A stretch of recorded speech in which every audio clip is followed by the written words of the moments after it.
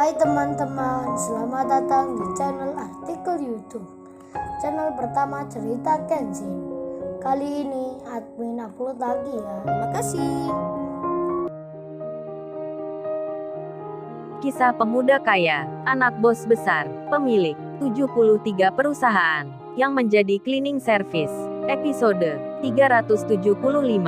Kenshin yang mengetahui Iwan, kondisinya sudah membaik. Kenshin pun senang rasanya, terharu sekali dirinya, mendengar kabar temannya, sudah mendapat pertolongan, bantuan transfusi darah, dari temannya Ririn. Tak menunggu lama, Kenshin segera memberitahukan, pada orang-orang yang di luar, yang sedang menunggu juga, kalau Iwan telah selamat, dari kondisi yang darurat. Mereka yang mendapat kabar, jadi senang seketika, rasa syukur pun diucapkan, oleh masing-masing orang. Begitu pula Kaori, yang dihampiri Kenshin, merasakan hal itu juga. Kaori pun baru mengerti, ternyata Ririn, punya darah yang sama, dengan yang dimiliki Iwan.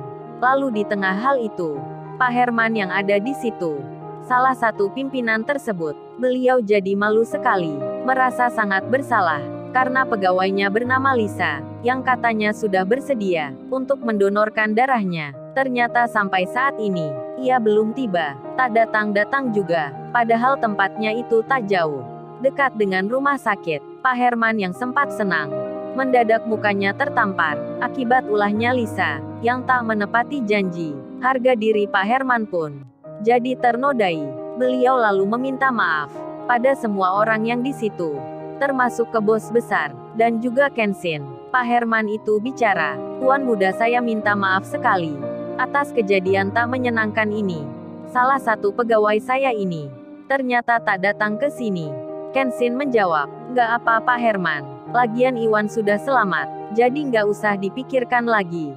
Sedang si Lisa rupanya memang mengurungkan niatnya, akibat rayuan cowoknya, yang seorang saudagar kaya. Lisa itu akhirnya menurut, saat cowoknya itu bilang, "Kamu Lisa, coba bayangin saja, kalau mereka menyebarkan berita itu di WhatsApp. Pasti banyak yang tahu, banyak pula yang menolong. Lagian itu katamu bos perusahaan, tak mungkin tak dapat bantuan.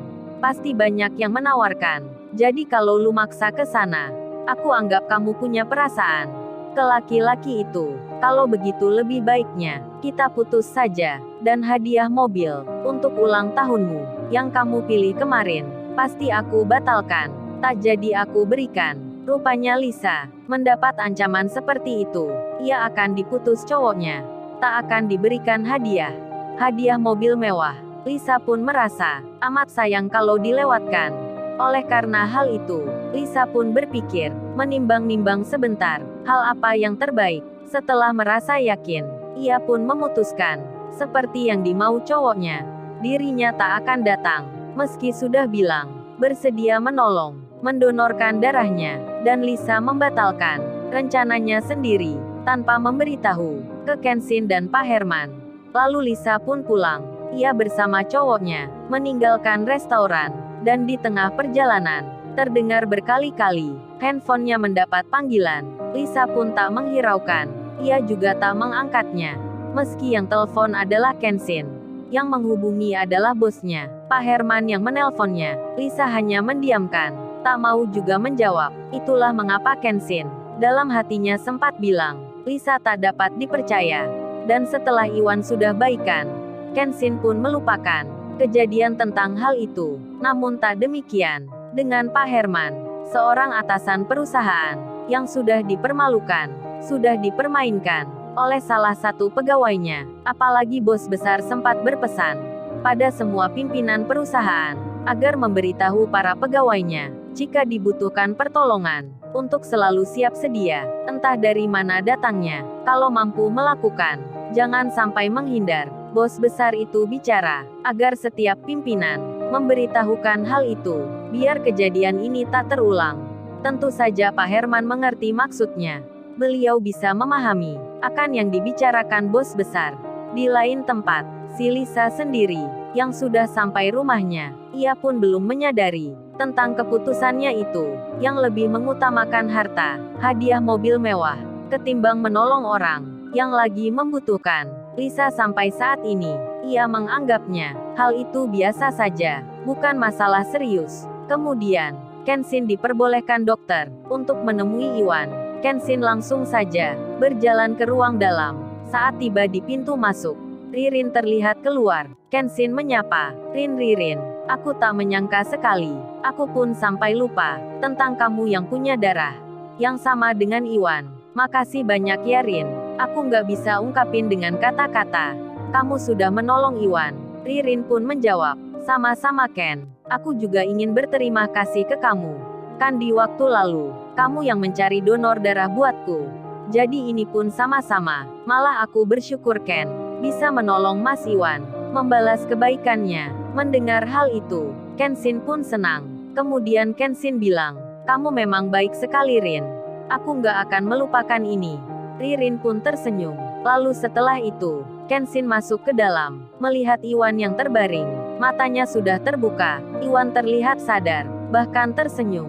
Lalu Kenshin menyapa, Wan, makasih Wan. Kamu sudah melindungi temanmu ini. Meskipun aku gak suka, kamu melakukannya. Ini membahayakan nyawamu. Lain kali jangan diulangi Wan. Iwan mendengar itu, mengerti pula maksudnya. Lalu ia bicara, nadanya pun pelan, namun bisa terdengar. Iwan itu bilang, lu ngomong apa bro? Gua lakukan itu, memang ada alasannya. Gua nggak mau saja, kalau lu baru menikah, langsung mendapat musibah. Lebih baik aku saja, yang jadi korbannya. Kan sayang bro, lu belum malam pertama, masa ditembak orang dari depan pula, itu sangat berbahaya. Iwan meski kondisinya begitu, sempat-sempatnya bercanda, seolah Iwan yang malah menghibur Kenshin. Dari rasa khawatir, Kenshin pun menjawab, lu ada-ada aja Wan. Kondisi begini, lu masih saja bercanda. Iwan menyahut, gua gak bercanda bro, itu emang beneran. Lu lihat sekarang jam berapa? Harusnya kamu di rumah bro. Lu kan sudah punya istri, jadi pengantin baru. Masa lu di sini, di rumah sakit, malah gua yang gak enak. Ganggu waktu penting lu bro.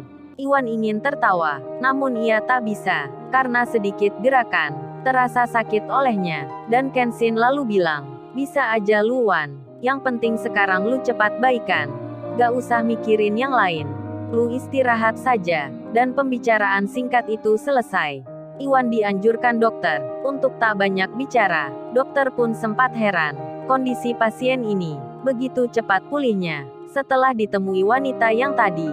Maksudnya itu Ririn. Dan saat ini, jam pun sudah menginjak di pukul 3 pagi.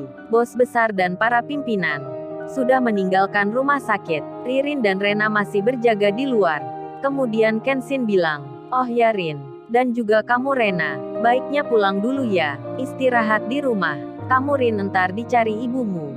Ibumu kan sendiri, di sini sudah ada yang menjaga Iwan. Mendengar hal itu, Ririn dan Rena pun mengiyakan. Mereka akan pulang, sedang Kaori yang masih di luar, menunggu duduk di kursi.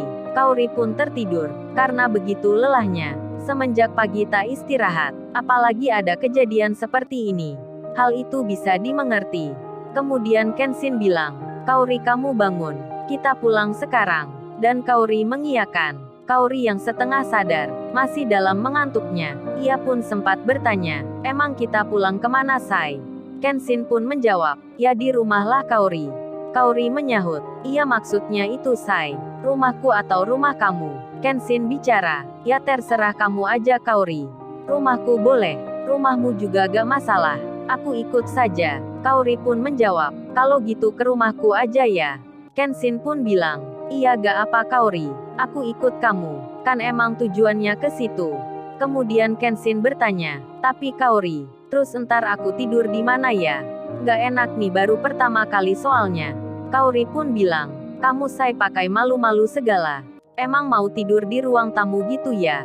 Seperti waktu lalu, kan kita udah menikah, aku udah jadi istri kamu.